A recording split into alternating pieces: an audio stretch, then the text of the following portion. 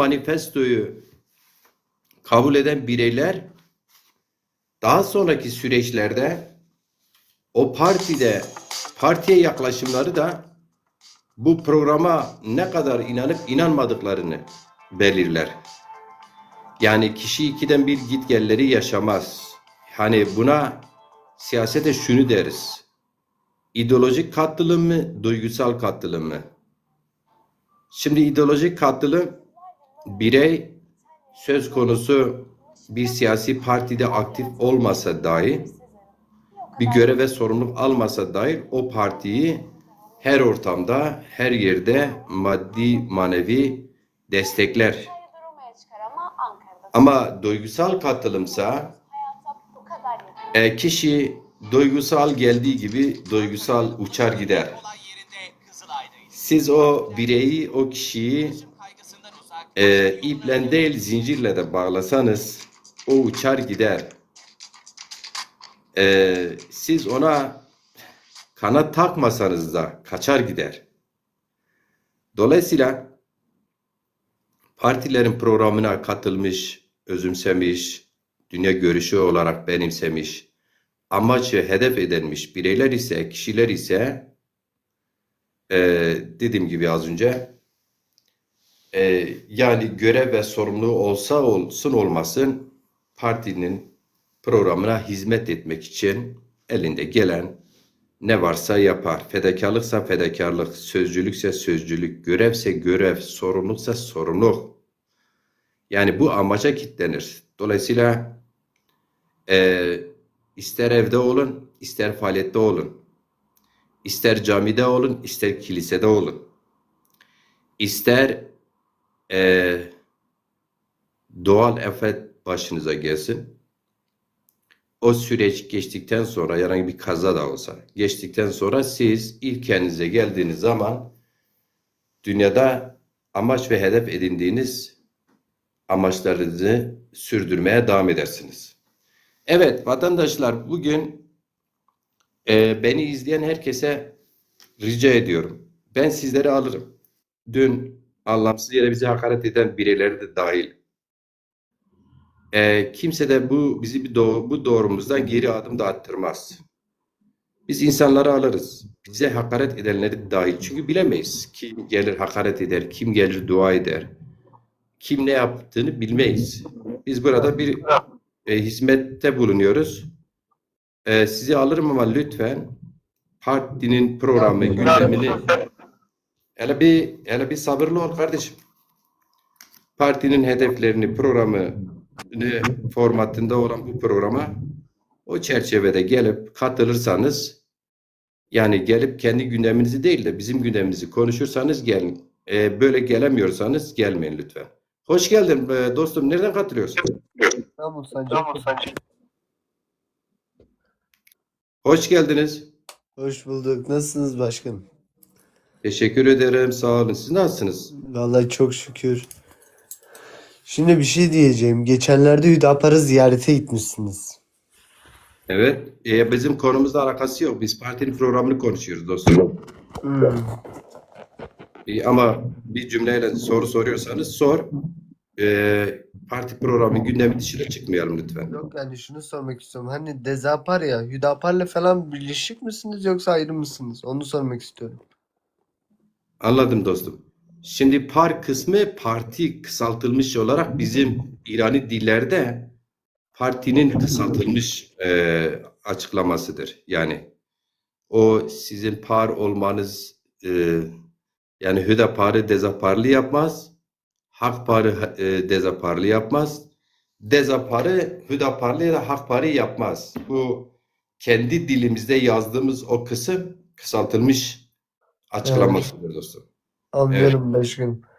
Peki şey diyeceğim. Sizin genel merkez nerede başkan? Ankara'da, Yani Ankara'nın neresinde yani? Kızılay'da. Kızılay'da. Kızılay Caddesi. Ya Kızılay bir mahalledir dostum. Biz Anladım. Gemlik Bulvarı'ndayız.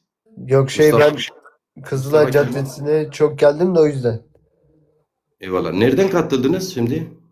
Yani şu an İstanbul Sancaktepe'de oturuyorum ben. Sarıgazi tarafındayım. Belki gelmişsinizdir, belki duymuşsunuzdur. Evet, evet, gelmişim. Peki memleket İstanbullu musun? Yok, benim baba tarafı Erzincanlı, anne tarafında Dersimli, Tunceli. Evet. Dersim deyince dostum, Dersim bir coğrafyanın ismidir. Yani geniş bir coğrafya. Sivas'tan başlar, bir kısım Malatya içine alır. Ta Muş Ovası'na kadar aşağıdan o dediğim gibi işte Sivas, Erzincan içine alır. Tekman, Erzurum'a kadar gider. Karakuçan o bölgeyi, Bingöl'ü içine alır, Muş Ovası'na kadar. Dersim Yani, budur. aynen Bu öyle biliyorum da şey diyeceğim, peki seçimlere girme şansınız falan var mı başkan? maalesef henüz yok ama girmeyeceğimiz anlamına gelmez. Türkiye'de şu anki seçim sistemi biliyorsun %50 artı birdir. %51 artı birdir, özür dilerim. O sebeple yani biz bir partiyiz, bir kuruluşuz, bir kurumuz. Siyaset yapıyoruz kendi çapımızda. Bizim bütün siyasi partiler bizim esas seçmenimizin gücünü biliyor. Ama biz parti logosuyla seçime katılacak kadar güçlü değiliz. İttifaklar sürecine bakarız. Tekliflere bakarız. Ona göre bir değerlendirme yapar partimiz. Peki bir şey sorabilir miyim? Bugün Bu Cumhur İttifakı sizi davet etse, mesela evet. desek hani aynı çatının altında birleşelim, işte bizi destekleyin dese, destekler misiniz Cumhur İttifakı'nı? Birincisi biz kimseyle birleşmeyiz. İkincisi Cumhur İttifakı'nda teklif gelirse biz teklifini değerlendiririz. Biz değerlendirdikten sonra partimizin meclisi, bugün aslında dersimiz söz konusu parti programıdır. Evet. Programı, yani ilkesel olarak bu programı, yani bizim partimizin, halkımızın, Türkiye halklarının çıkarlarına ters değilse e, değerlendiririz, ona göre karar veririz. Helal olsun vallahi başkan. Eyvallah. Yani konuşmanızı falan gerçekten hani böyle çok beğendim ya. Allah yolunuzu açık etsin, ne diyeyim. Teşekkür ederim canım. Eyvallah. Şimdi Yani izninizle aşağıdaki vatandaşları da çağrı yapıyorum. olur başkanım, ben o zaman çıkayım başkanım, siz rahat rahat anlatın, ben dinleyeyim. Olur mu? Eyvallah. Hı. Saygılar sunuyorum. İstanbul'a selamlar canım. Sağ olun başkanım. Eyvallah, sağ ol. Şimdi bizi chatte ya da çatıda takip eden, çatıya çıkanlar, kuş kovalamasını peşinde olanlar da dahil. E, Çünkü hava karlı değil, çatıda kar yok. Hava açıktır diye çatıya çıkmışsanız tamam, biraz e, gökteki yıldızlar sayabiliyorsanız sayın, aşağı inin. Bugün partimizin programını, karakterini biraz konuşalım. Partinin karakterini. Ondan sonra her gün ihtiyaç duyulursa bir madde ya da iki madde üzerinde bu parti neyi hedeflemiş, neyi amaçlıyor, siyaseti nedir? Hani çok soruyorsunuz ya bazı arkadaşlar tarafından. Bunu bilince çıkaralım birlikte. Ya böyle bir parti kurulmuş. İleride belki Türkiye'yi yönetecek. Bu da bizim kaderimizi belirlemiş olacak. Biz bu partinin bir bakalım, yani başkanına değil de Ali'sine, Veli'sine, Ahmet'ine, Ayşe'sine, Fatma'sına değil de esas olarak programına bakalım. Bu partinin programı nedir? İktidara gelirse Türkiye'de ne gibi değişiklikleri yapar? Gerek işte hepimizi ilgilendiren yasal ve idari ne gibi değişiklikler yapar? Merak eden vatandaşlar gelsinler, biz birlikte biraz sohbet edelim. Bu amaçla hazırsanız ben biraz okuyayım. Siz geldikten sonra da anlamanız için okumaya çalışırım yine. E, Biz biraz bir tartışma yürütelim. Olur mu arkadaşlar?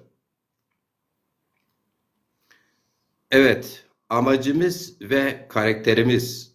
Tabii ki ben partinin programını evvelki yıl madde madde, uzun olan kısımlardan madde madde, bazen de ikişer ya da üçer madde, kısa olan maddelerde okumuştum. Ama sürekli aslında ders yapmak lazım. Siyasi partiler kendi kadrolarını motive etmek için, amaçlarına, hedeflerine kitlemek için sürekli liderlerin ağzında çıkanlara bakmazlar. Partinin amaç ve hedeflerine bakarlar. Hatırlarsanız AK Parti ile ilgili sürekli bazı eski AK Parti kurucuları işte fabrika ayarlarına geri dönelim diyorlar ya. İşte o parti programını kastediyorlar. O ayarlarla oynanmış demek istiyorlar. Ya da biz o ayarların dışına çıktık demek istiyorlar. O ayarlara, fabrika ayarlarına geri dönelim diyorlar. Kasta buradaki amaç ve ilke programdır yani. O kastedilen odur. Ama kitleler bunu işte ayardan bahsediyor. Fabrika ayarları. Kasıt aslında partinin ilkesel olarak ilk kuruluşlarından itibaren bir araya gelip hatta kurulmadan önce tartışıp karara bağladıkları, ortak kabul ettikleri programdır işte.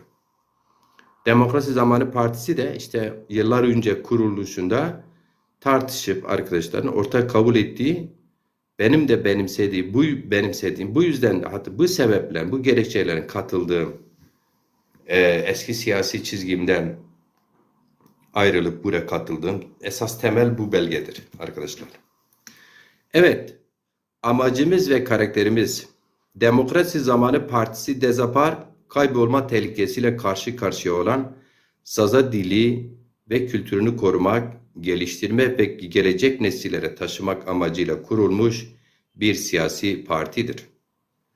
Arkadaşlar, şimdi bunu düz okuduğunuz zaman gerek güzel okusak, gerek güzel okumasak, nasıl olursa yani şekli nasıl olursa olsun siz bunu sadece böyle dinleyip geçebilirsiniz. Bu sizin derinlikli olarak bu başlığı, bu maddeyi anlayıp bilince çıkardığınız anlamına gelmez. Ben de dahil olmak üzere. Tekrar okuyayım. Mesela burada şu an siyaset bilimini bu alanda kendini yetiştirmiş, amaç ve hedef edinmiş insanlar şu an burada biz şu programda tartışırsak sırf bu giriş tek başına bugünkü programın konusu ve sırf bu giriş bugünkü programı aslında saatlerce tartışmaya ancak yetebilir. Ama düzüp okuyup gidersek bir saatte bütün programı da okumuş, sanki bir görev yerine getirmiş gibi anlaşılır değil yani. Esasında bu okunan paragraf olsun, tek tek madde olsun, üzerinde saatlerce değil günlerce de tartışılması lazım. Yani bunun için siyasi partiler aslında kampa girerler, günlerce eğitim alırlar, bilince çıkarırlar. Öyle sıfır yeni bir motor, araç motorunda örnek verirsek sıfır bir kafayla eski bütün kirli ne varsa hepsini atıp çöpe yeni bilgilerle amaca kilitlenmiş birer fedakar, birer militan misali o amaçlar çerçevesinde hedefe giden bir kadro yetiştirirsiniz. Örneğin bugün güncel olduğu için söyleyeyim İran. İran'da ABD başından bu yana İsrail'le birlikte rejim değişikliği. Rejim nedir? İşte o ilke ve amaçlar etrafında bir araya gelmiş sistemin kendisidir. Bir sistemdir yani. Şimdi burada hedefledikleri nedir? Örneğin rejimi yıkmak. Yani o amaç ve ilkeler etrafında bir araya gelmiş bireylerin kurmuş oldukları o sistemi dağıtmaktır. Dolayısıyla o sistem hani tam da dediğim programdır yani. Evet. Kamera gelirse alırım arkadaşlar. Tekrar okuyorum ben bu girişi. Amacımız ve karakterimiz.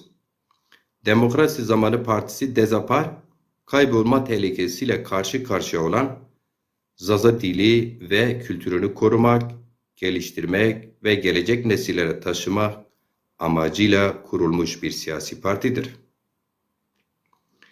Hedef kitlesi, buraya dikkat.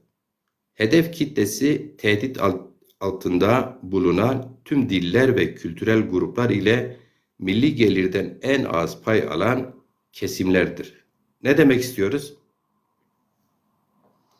Hedef kitlemiz ne demişiz? Tehdit altında bulunan, yani bizlerle benzer sorunları olan, sorunları yaşayan, o anlama gelir. Tüm diller yani hangi bir dil tehdit altındaysa bu ülkede, Türkiye'de ve kültürel gruplar, hangi bir kültürel grupsa, bu işte Arap'tır, Kürt'tür, Laz'dır, Çerkez'dir, Pamak'tır, Hemşin'dir, tüm bu grupları kastediyoruz. Ve halen işte ismini vermediğimiz tüm diller ve kültürel gruplar da var. Mesela Cingen'dir, değil mi? Bunlar kültürel gruplar ile milli gelirden en az pay alan kesimler. Milli gelirden en az pay alan kesimler kimlerdir arkadaşlar? Milli gelirden en az pay alan kesimler işçi sınıfıdır, emekçilerdir, emekli vatandaşlardır, engelli vatandaşlardır, kadınlardır, değil mi? Gençlerdir. Yani kısacası esas olarak halkın, çoğunluğun ta kendisidir. Yani milli gelirden en az pay alan kesimler bizim temel nedir? İttifaklarımızdır. Temel ittifaklarımız bunlardır. Yani hedef kitlemiz bunlardır. Biz bunlarla iş yaparsak, bir araya gelirsek, ittifak yaparsak, bu ittifak seçim ittifakı olur. Bu ittifak ortak bazen bir açıklama olur. Bu ittifak ortak bazen bir yürüyüş olur. Bu ittifak egemenlerin yanlışına karşı, bizi yönetenlerin yanlışına karşı birlikte konferans olur. Vesaire vesaire. Çoğaltabiliriz. Bunlar da bizim hedef kitlemizdir yani. Biz bu kitleyi örgütleyip bu kitleye hizmet etmek istiyoruz. Yani temelde biz gücümüzü bu kitleden almış olacağız. Anlaşıldı mı arkadaşlar? Şimdi keşke bizi her zaman kendi niyetlerine göre değerlendiren ve bu nedenle bizi algılayamayan ve bu nedenle işte bize göre saçma sapan gerekçeleri öne süren kişi ve yapılar bu programı okuyup bilinci çıkarabilseler. O zaman bizi daha doğru anlarlar. Ama bu program, bu ilkeleri okuyup bilince çıkarmayan insanlar isterse yanı başındaki çocuğun olsun, istersen birlikte faaliyet yürütün arkadaşın olsun, istersen birlikte aynı amaçlar için bir araya gelmiş insanlar olsun, siz uzun süre birlikte yürüyemezsiniz. Çünkü söz konusu olan birlikte olduğunuz kişiler eğer ki bu programa katılmamışsa, eğer ki bu hedeflere katılmamışsa, eğer bu amaçlar için sizinle birlikte olmamışsa, yani siz onu zincirle bağlasanız tutamazsınız. Eğer ki bu amaçlara katılmışsa, siz onlara kanat takmasanız da onlar sizinle birlikte uçar. En zor günde yanınızda olurlar. En ufak sıkıntıda bahaneler bulup sağa sola gitmezler. Anlatabiliyor muyum? Evet arkadaşlar. Devam ediyorum. Partimiz uluslararası anlaşmalarla tanımlanmış çoğulcu ve demokratik sistemleri savunmaktadır.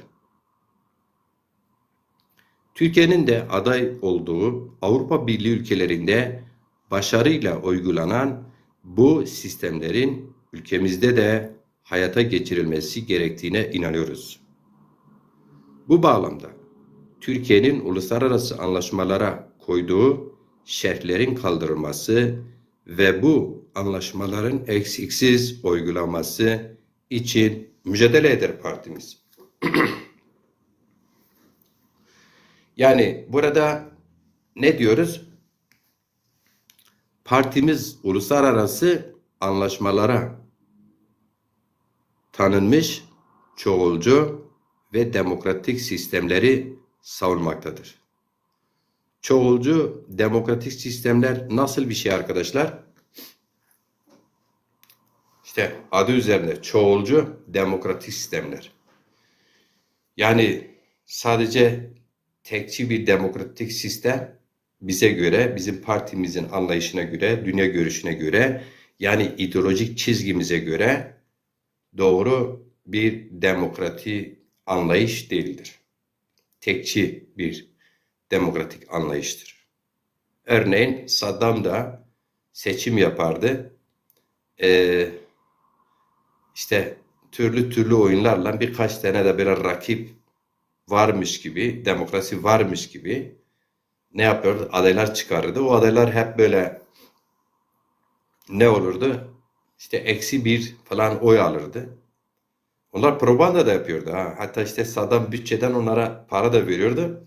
Yani işte uluslararası arana, demokratik çevreler, Avrupa Birliği, ABD olsun, yani bölge olsun. İşte Saddam sistemi işte demokratik bir sistemdir. Bak seçim yapıyor, seçimle iktidara geliyor. Halkın gücüyle ortaya çıkıp yetkisini kullanıyor. Dedirtmek için ne yapıyordu?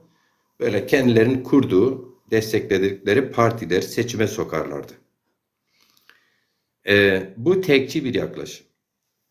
Türkiye ilk kuruluş yıllarında tek partili sistem yine böyle işledi.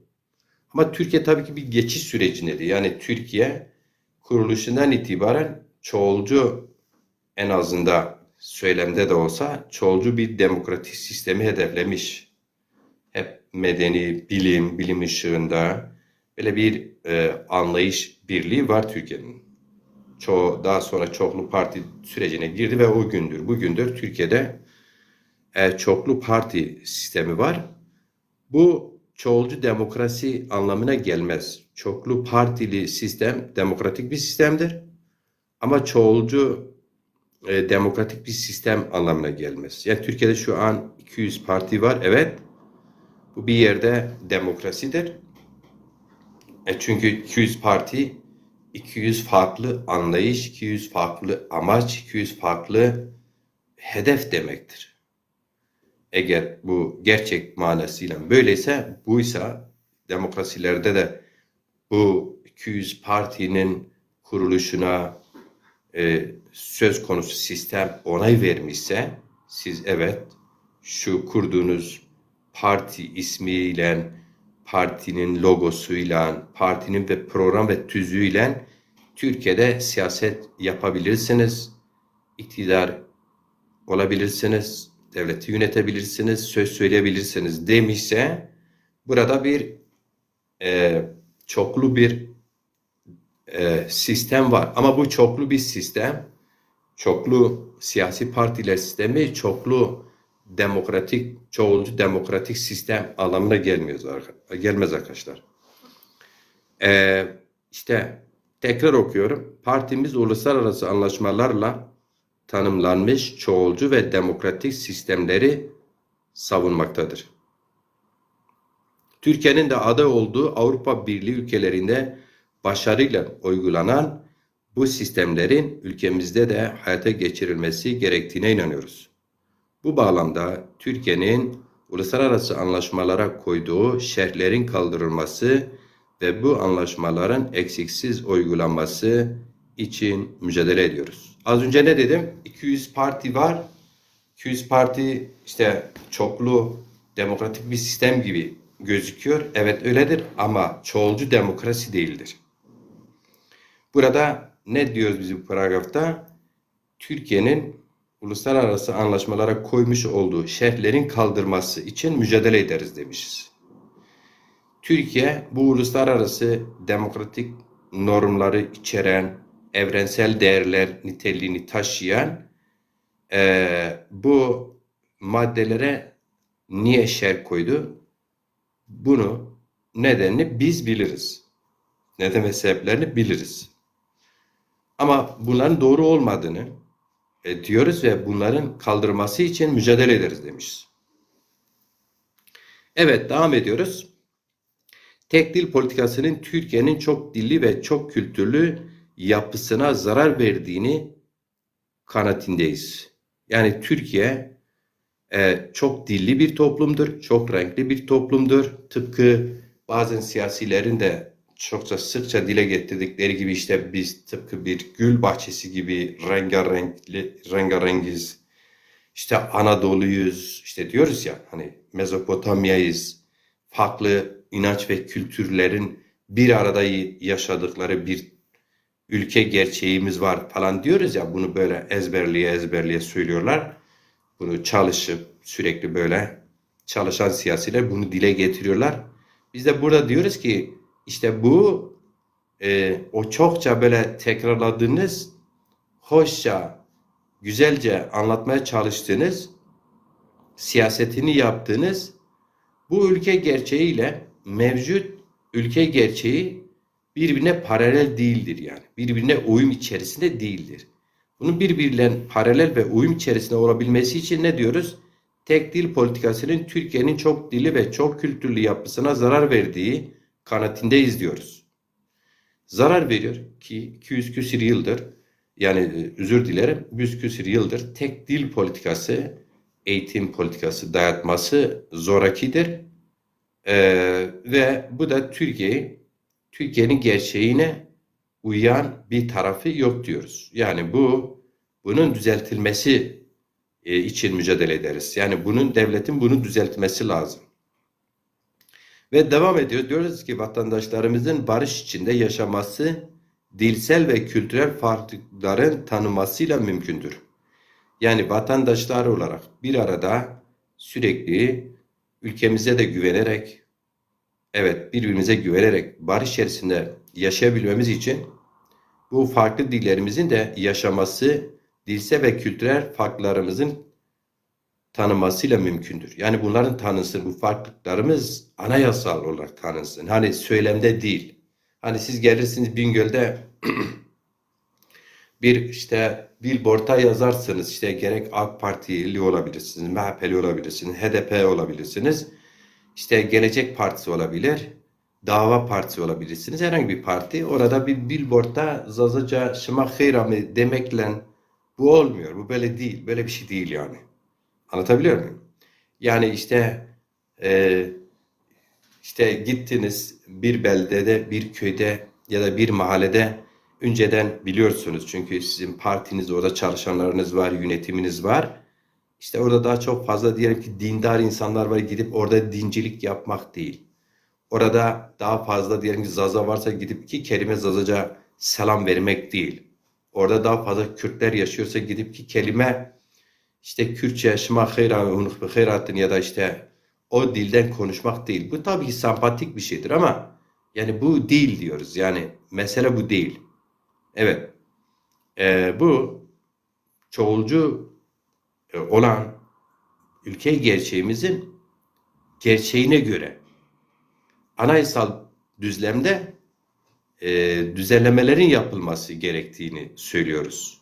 Yani bu gerçeğe göre, işte bu realiteye göre bir anayasal düzlemde nedir? Ülkemizin anayasasının değişmesi gereken maddelerin hangileri ise onların düzeltilmesi lazım diyoruz. Ve şunu da ekleyeyim. Tıpkı bir ehliyet kursuna gidiyorsunuz değil mi? Ehliyet kursuna ne için gidiyorsunuz efendim? Ehliyet kursuna gitme amacınız nedir? Bir araç alıp o aracı sürmektir değil mi? Ya da işte bazı kesimler diyelim ki geçmişte şoför olmak bir meslek anlamına gelir. Şu an letüretlerde şoförlük bir meslek olarak pek görülmüyor. Eskiden bir meslekti yani. Mesela mesleğini sorduğunuzda askere gidenler bilir. İşte şoförlük falan var mı? Onu da sorarlardı. Şimdi giderek herkes artık şofördür.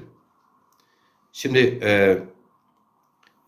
dolayısıyla siz gidersiniz ehliyet kursuna, önce teorisini alırsınız, dersini alırsınız. Doğru mu?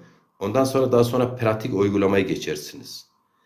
Siz teoride aldığınız doğru dersler, pratikte uyguladığınız o araç sürerken eğer ki o teorikte aldığınız eğitim, temel eğitime göre araç sürmüyorsanız sürekli kazalar yaparsınız. Hız sınırını aşarsınız. Araç sürerken çevreyi rahatsız edersiniz. Anlamsız yere korna çalarsınız. Anlamsız yerde kırmızı yanarken siz kırmızıda geçersiniz. İşte makas yapmamanız gerektiği yerde, daha doğrusu makas yapmak yasaksa, öğrendiğiniz bu kursta, aldığınız bu ehliyette, bu size ehliyet veren işte sistem bunları yasaklamışsa bunlara ters orantılı sürdüğünüz bu araçta her zaman ya birinin ölümüne neden olursunuz, ya çevre kirliliğine neden olursunuz, ya çevre rahatsızlık verirsiniz ve başkalarının hakkına hukukuna girersiniz. Dolayısıyla burada teoride aldığınız bu eğitimi ihlal etmiş olursunuz. Bu ne demek? Siz anayasal düzenlemeleri de yapsanız dahi eğer ki bilincinizde, zihninizde o değiştirdiğiniz anayasa maddelerine göre ona riayet ederek bir yönetim icra etmiyorsanız sizin yazdığınız kağıt üzerine yazı olarak kalmış olur.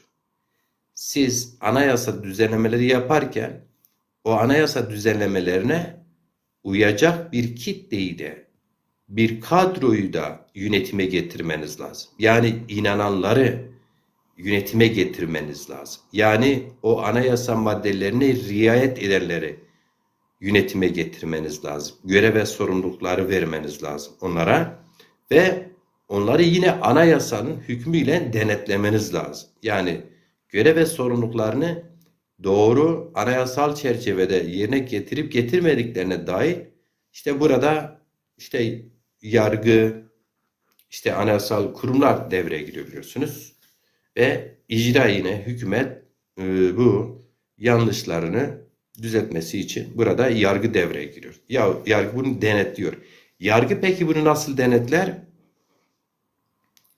Yargıya sizin göreve getirdiğiniz, hak ederek layıkıyla göreve gelmiş olan yargı mensubunun, kişinin kurum bir bütün olarak kadrosuyla birlikte bu anayasal maddelere göre yani hiçbir kimsenin, hiçbir erkin, hiçbir zümrenin, hiçbir sınıfın, hiçbir para babasının ulusal veya da uluslararası gücün etkisinden kalmayarak bağımsız ve kendi iradesiyle o anayasanın vermiş olduğu yetkisini tam ve eksiği olarak kullanmasıyla mümkündür. Bu da ne yapıyor? Pratikte bu anayasal çerçeveyi ihlal eden kesimleri denetleme anlamına gelir.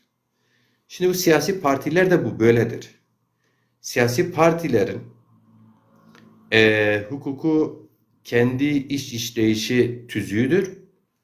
Ama ilkesel olarak bu tüzüğü ihlal eden kişiler niye ihlal eder? Şu okuduğum programın amacına ters orantılı bir faaliyet, bir pratik, bir eylem, bir söylem içerisine girdiği için ihlal eder. Ve dolayısıyla bu program, bu amaçlar ihlal edildiği, görüldüğü yerde ne yapar? Partinin hukuku, iç hukuku olan tüzük devreye girer. İşte bunun için tüzük var. İşte tüzük komisyonları var, değil mi? Disiplin kurulları var. Bunlar devreye giriyor işte. Evet arkadaşlar. Biliyorum yani şimdi biz burada yayını sırf karabalık etmek için yayın yapmıyoruz. Tabii ki karabalık olmasını isterdim. Şu an işte bazen ileri geri bizim katıldığımız programlarda bizi anlamak yerine eğer ki böyle hararetli, anlamsız, birbirlerini dışlayan, üslupta birbirlerini kıran hakaret eden programlar yapmış olsak karabara oluruz. Ama söz konusu işte bu siyasi partiler ne için var, bu siyaset ne için yapılıyor? İşte bu siyasi partilerin temel hedefleri olan ve bu hedefleri yazılı olarak bir belge haline getirmiş, altına imza koymuş insanların esasında şu hedeflere hizmet ettiğini, bunun için faaliyet yürüttüklerini bilmeden tek taraflı suçluyoruz. Anlamadan tek taraflı değerlendirme yapıyoruz. Keşke arkadaşlar gelselerdi biz burada bu hedefleri, bu amaçları birlikte irdeleyebilsek, yanlış ve doğrusunu bilince çıkarabilsek. Türkiye toplumu, Orta Doğu toplumu geneli böyledir. Yani sırf biz değil, insanlarımız teorik doğrulardan, o teorik doğruları konuşmada, ilkesel doğrulara sahip çıkmada sıkılırlar. Bu sebeple bizler mesela okula giderken sınıfta sıkılırız. Bir an önce işte teneffüs bekleriz. Yani böyle bir toplumuz. Yani böyle saatlerce ders dinlemek, eğitim almak, eğitim vermek, birlikte medeni bir şekilde tartışıp bir konuda hemfikir olmak, bilince çıkarmak noktasında gerilerdeyiz. Öyle bir toplumuz. Bu sebeple anayasal birçok hakkımız olmasına rağmen demokratik bir ülke olarak o haklarımızın neler olduğunu, nasıl savunabileceğimizi, yol yöntemini bu sebeple bilmeyiz genelde. Bilmiyoruz. Gideriz işte bilmediğimiz için ne yaparız işte kimimiz yüklü paralar harcarız, avukatlar alırız, bizim yerimize savunmaları için para harcarız. Kimimiz paramız da yok yine kendimizi savunmak için bu okumuş kesimlere, hukuk insanlarına yatırım yaparız. Bu olmaz mı? Olur tabii ki. Ama en ufak bir olay başımıza geldiği zaman biz ilk yapacağımız şey buysa burada demek ki biz gerçekten anayasal haklarımızın neler olduğunu konusunda hiçbir bilgiye sahip değiliz. Evet. Devam ediyorum arkadaşlar. Partimiz şiddete başvurmayan tüm grup ve düşüncelerin serbestçe örgütlenebileceği çok dilli, çok kültürlü, sosyal demokratik bir sistemi savunmaktadır. Yani biz bu parti olarak bu anlamda sosyal demokratik yani tüm sosyal kesimlerin olduğu gibi kabul eden o kesimlerin kendilerini özgürce ifade ettikleri işte bunun için dernek, federasyon, vakıf her neyse kurdukları, örgütledikleri, bir araya geldikleri bunlarla birlikte bir demokratik devletten yanayız. Böyle bir devlet savunuyoruz yani. Farklılıkların demokrasi içinde diyalog ve uzlaşı yoluyla çözülmesini temsil ilke olarak benimseriz. Yani bu ülkenin o çoğul yapısı olan işte hani çok konuşuyoruz ya Türkiye'de mesela biz ağırlıkta ekonomi konuşmuyoruz. Hep kimlikleri konuşuyoruz. Niye? Çünkü çok kimlikli bir toplumuz. İşte Kürt sorunu diyoruz, Türk sorunu diyoruz, Zaza sorunu diyoruz, Laz Çerkez sorunu diyoruz. Ya da işte sorunu olan alanlarına temas edilir. İşte dilsel ve kültürel sorunları diyoruz, değil mi? İşte bu dilsel ve kültürel sorunlarımızı ne yapıyoruz? Temsil ilkesini burada biz şiddete başvurmadan diyoruz. Kendisini ifade etmelerini, özgürce örgütlemelerini savunuyoruz, destekliyoruz. Buna öncülük ederiz diyoruz yani. Parti olarak, parti programsal olarak böyle bir parti izliyoruz. Evet arkadaşlar. Bu arada dinleyen, ilgi duyan arkadaşlar yukarı gelebilir. Kamera gönderebilirler. Ee, ana ilkelerimiz birkaç ana ilkelerimizde okuyayım arkadaşlar. İsterseniz kamera gönderseniz birlikte tartışırız. 1. Eşit vatandaşlık, hukuk devleti ve çoğulcu demokrasi vazgeçilmez ilkemizdir. Ana ilkelerimizde ne demişiz? 1 demişiz. Eşit vatandaşlık, hukuk devleti, yani eşit vatandaşlar olacağız. Devlet de hukuk devleti olacak. Yani hukuku esas alacağız. Hukuk devleti ve çoğulcu demokrasi vazgeçilmez ilkemizdir. Ve çoğulcu demokrasi az önce yukarıda okuduğumda paragraflarda vardı. Çoğulcu demokrasi yani ülkenin bütün öteki kesimlerin kendi inanç, mezhep her neyse yani inançlı olan da olmayan da dahil. Yani bu yapıyı kabul ederek evet eşit vatandaşlık, hukuk devleti ve çoğulcu demokrasi vazgeçilmez ilkemizdir. Yani biz bundan vazgeçmeyiz. Şimdi bu noktada özellikle biz Demokrasi Zamanı Partisi'nin başına gelen sürekli bir konu var. Altını çizmek istiyorum. Keşke burada imkan olsa gerçekten partimizin programını bilince çıkarmak isteyen insanlarla tartışabilsek ve bu insanlar en çok da partimizin üyesi olan insanlar da olsa. Öncelikli biz, çünkü biz bir partide katılanlar, üye olanlar, görev ve sorumluluk üstlenenler önce bu programı kendileri özümsemeleri lazım. Önce bu programı kendileri bilince çıkarmaları lazım. Keşke birlikte böyle bir tartışma yürütebilseydik medeni bir şekilde. Evet. Bize sürekli şöyle bir soru gelir. Yani bazıları kuru kuru işte ben Türk'üm. Türkçülük dayatı gibi. İşte etki tepki meselesi mi artık neyse zıtların birliği mi zıtların çelişkisi mi burada felsefede böyle maddeler var.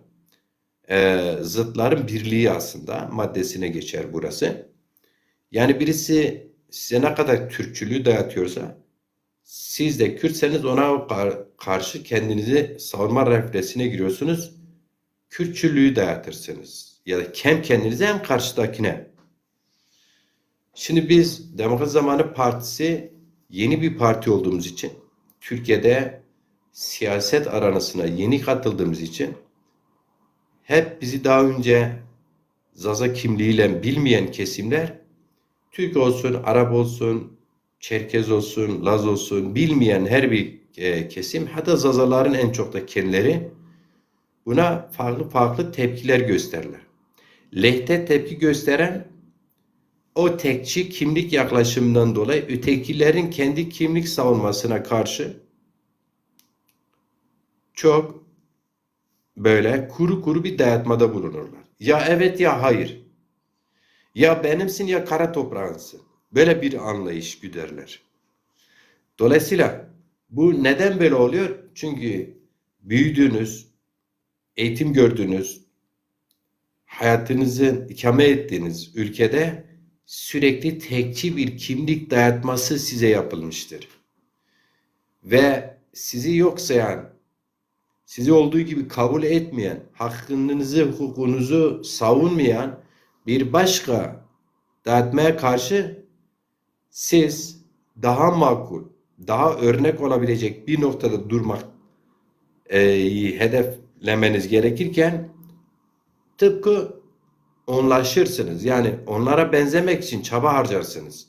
Bu da yanlış. Bu da yanlış. Yani sizin sadece söylemde değil, eylemde de farklı olduğunuzu göstermeniz lazım. Yani burada kendi kimliğinize sahip çıkarken, kendi belliğinize sahip çıkarken, ait olduğunuz topluma sahip çıkarken ya da sınıfa ya da mezhep grubuna sahip çıkarken diğerinin de hak ve hukukuna riayet ederek sahip çıktığınız zaman ve bu konuda bu noktada pratiğinizle paralel, samimi bir şekilde yansıttığınız zaman siz burada sizi farklı kılan bu olur işte. Siz burada farklı olursunuz. İşte burada farkınızı ortaya koymuş olursunuz. Ama size hakaret edene siz de hakaretle cevap verdiğiniz zaman bu kavgaya neden olur. Size hakaret edenin aslında sofrasına oturmuş olursunuz. Ya da sizi yok sayanın sofrasına oturmuş olursunuz. Ya da bir başka deyişle sizi önemsemeyenin, sizi inkar edenin sofrasına oturmuş olursunuz. Onun sofrasına oturduğunuz zaman onun kaşığını kullanmak durumda, onun gibi kaşık kullanmak durumda kalırsınız. Onun gibi bıçak kullanmak durumda kalırsınız. Çünkü sizi oraya çekti. Sizi o zayıfınızı yakalamıştır. O söz konusu kim olursa olsun öyle bir zayıfa düştüğü zaman işte bu ilkesel, işte bu programsal anlayışın tersine düşmüş oluyor. İşte burada eşit vatandaşlık, hukuk devleti, çoğulcu demokrasi vazgeçilmez ilkemizdir. Bu ilkeden taviz vermiş oluyorsunuz arkadaşlar. Dolayısıyla bu ilkeden taviz vermemek için ne yapması lazım? Kim karşıdaki hangi bir yaklaşım belirlerse belirlesin, ilkesel duruşunuz burada sizin temsil etmeniz lazım. Kendi şahsınızda ve uslubunuzda. Örneğin bugün yine bölgemizde çetin bir savaş var. İspanya Başbakanı ilkesel olarak kendi parti programı çerçevesinde bu savaşa karşı çıktı. Ve söz konusu karşı çıkan bu siyasi figür İspanya'da iktidar olduğu için dünyada ses getirdi. Sosyal medyalarda ses getirdi. Avrupa'da ses getirdi. Örnek ülke olarak, örnek lider olarak kabul edildi. Anlatabiliyor muyum? Şimdi bu kişi burada bu savaşa karşı çıkarken aslında ilkesel olarak kendi dünya görüş ve amaçlarını temsil etti. Burada söz konusu şöyle değil, işte ABD'ye karşı, Trump'a karşı, İran'ın yanında işte durdu gibi böyle bir değerlendirme duygusal olarak böyle bir sonuç çıkarabilirsiniz. Ama özüne baktığınız zaman siz mesela İspanya nasıl bir anayasayla yönetildiğini, işte oradaki çoğulcu kimlikler nasıl bir eğitim hak ve hukuka sahip olduklarını görürsünüz.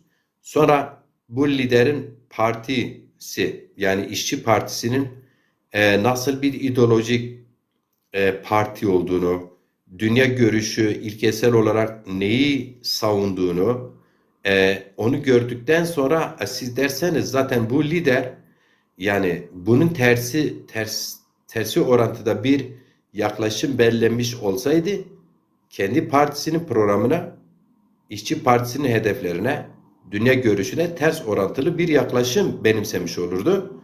İlkesel davranmamış olurdu. İşte güncel politika çıkar ilişkileri çerçevesinde çıkarına göre bir açıklama yapardı. Bu da çıkarına göre açıklanması ne?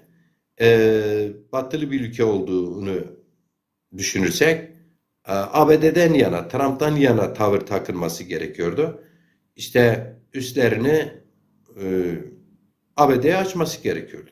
İşte burada bu İspanya Başbakanı İşçi Partisi'nin parti programını, hedeflerini, ideolojik çizgisini tam olmasa da en az da ilkesel olarak, ahlaki olarak koruma içgüdüsü değil, koruma bilinciyle temsil etmiştir. Hem partisini hem İspanya'nın çoğulcu o kimlik yapısını, çoğulcu o eğitim yapısını, demokrasisini temsil etmiştir. Ve bu noktada sadece İspanya değil, bir yerde Avrupa'nın da gözdesi oldu, dünyanın gözdesi oldu. Bu anlamda vicdanı oldu. Evet, yine ana ilkelerimizin ikincisini okusak, Zaza halkının dili ve kültürünü korumak, geliştirmek ve gelecek kuşaklara aktarmak bilinciyle faaliyet yürütür. Yani bizim buradaki ikinci ilkemiz nedir arkadaşlar? Zaza halkının dilini ve kültürünü korumak. Evet. Şimdi bir kere Zaza halkının dilini ve kültürünü korumak. Bu çok önemli. Burada biz söz konusu devlet değiliz. Bir partiyiz. Bu dili kim koruyabilir? Önce yasalar koruyabilir. Eğitim. Biz söz konusu iktidar değiliz. Peki biz burada demiş ki Zaza halkının dilini ve kültürünü korumak, geliştirmek ve gelecek kuşaklara aktarmak birincil hedefimizdir demişiz ya. Demek ki biz burada Zaza dilini ve kültürünü korumayı önce kendimizden başlatmamız gerekiyor. Bu da nedir? Yani bu dili korumak için devletin görevi, evet, ama devlet söz konusu bugün bu görevi yerine getirmiyor ise biz bu dili ve bu kültürü, bu geleneği yaşatmak için bu dili yaşayanlar olarak, konuşanlar olarak, yazanlar olarak, çizenler olarak, bu kültürü taşıyıcıları olarak bizim bunu o sürece kadar korumamız gerekiyor. Yani biz bunu korumamız gerekiyor. İşte bunu korumanın yolu nedir? Bu kendi imkanlarımızda işte gerek konuşmak, bu dilden konuşmak birbirimizden, bunu esas almak, bunun için mümkünse hedefine radyo, televizyon kurabilmek, değil mi? Yani parti bunu kuramasa öncülük yapabilir, teşvik yapabilir. Yani işverenleri, çevreyi, bu alanına yönelmiş faaliyetler varsa onları destekleyerek yani fikirsel bürokratik olarak siyaseten destekleyerek onun işte yaşatılması için bu partinin temel hedeflerinden biridir.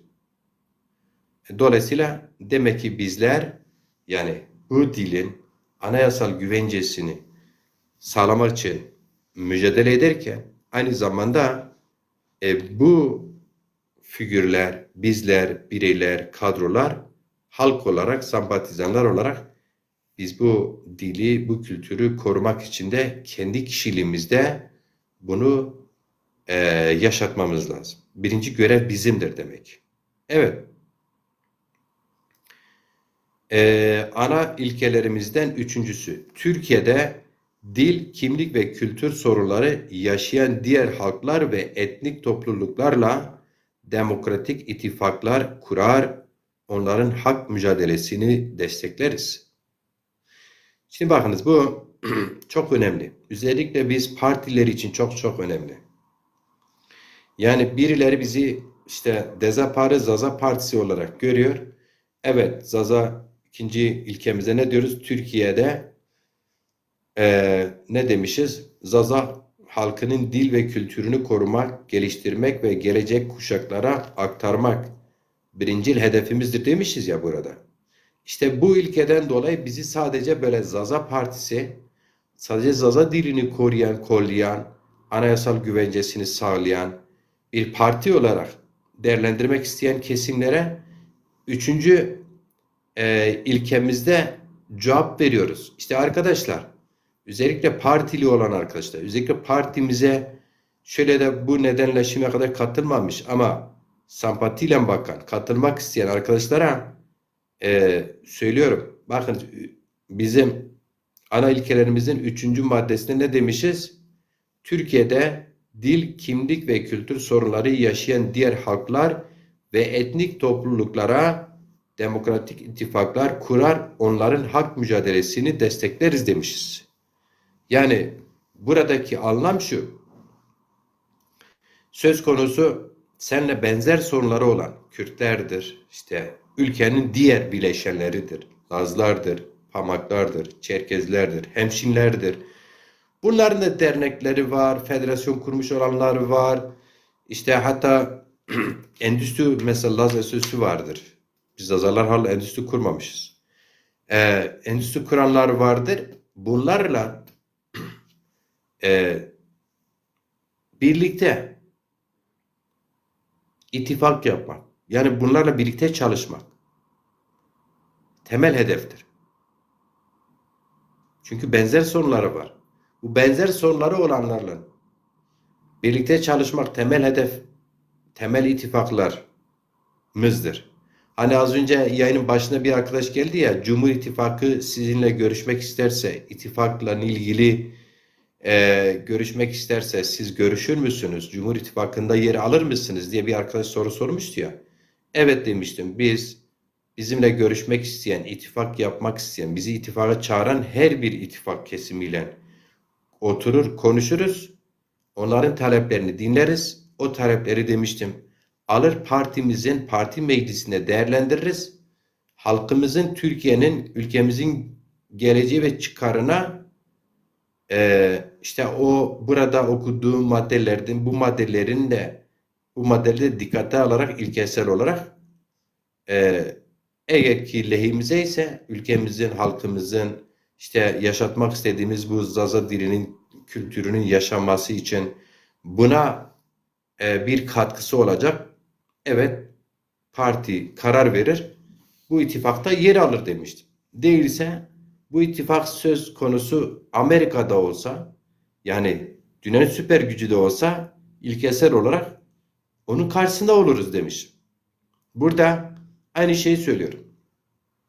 Evet arkadaşlar, yani siz siyasetten herkesten görüşürsünüz. Ama bu herkesten görüşmek sizi herkesleştiriyorsa burada ilkesel bir duruş yok.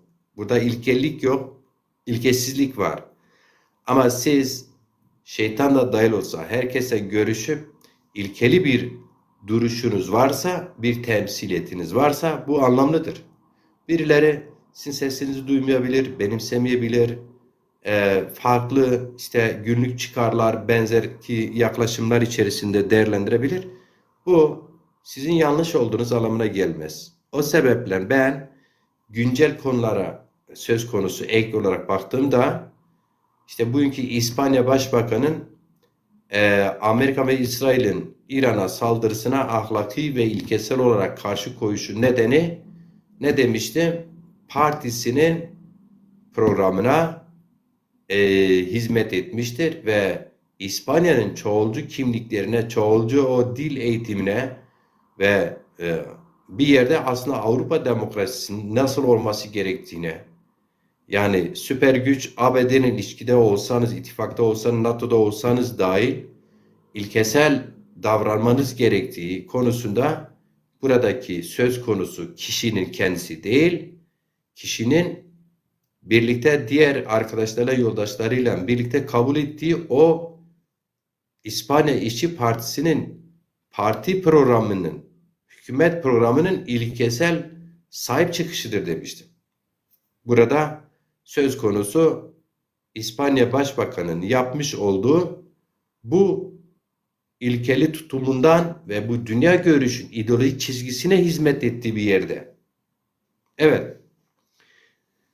Yoksa İspanya Başbakanı işte bunun ABD'ye üstlerini açmaması, işte İran'daki rejimi desteklediği anlamı çıkartanlar yanlış, duygusal yaklaşıyorlar.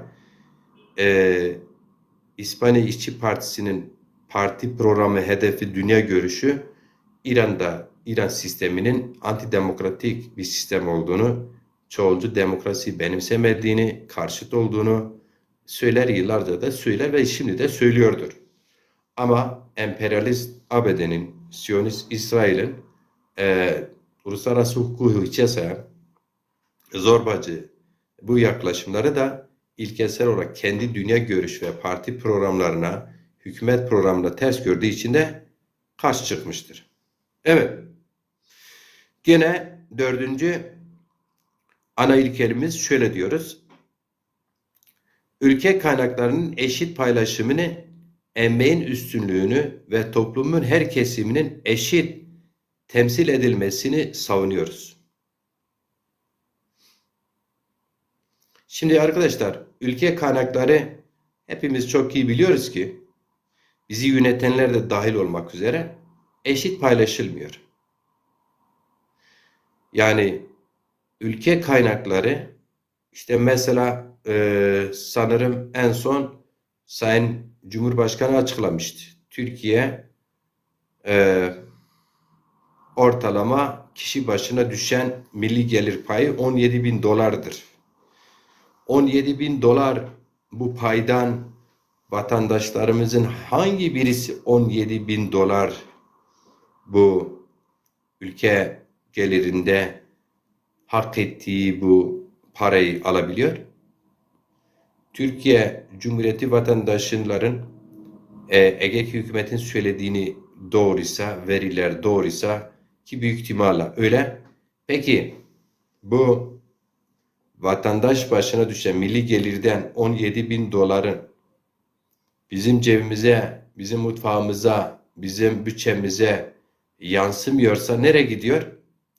Demek ki burada partimizin dördüncü ilkesinin tespiti, takibi nedir?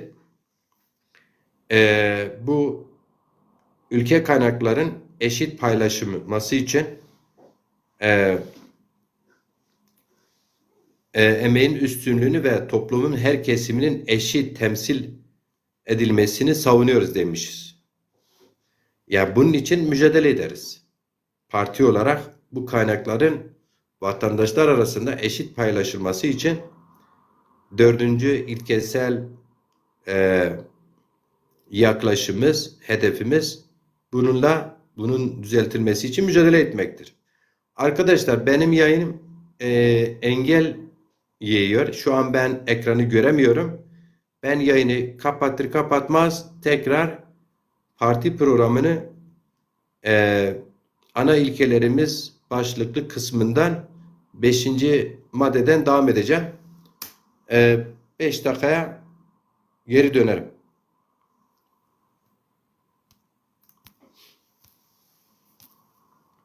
Kapatmıyor da şimdi. Öyle bak ya.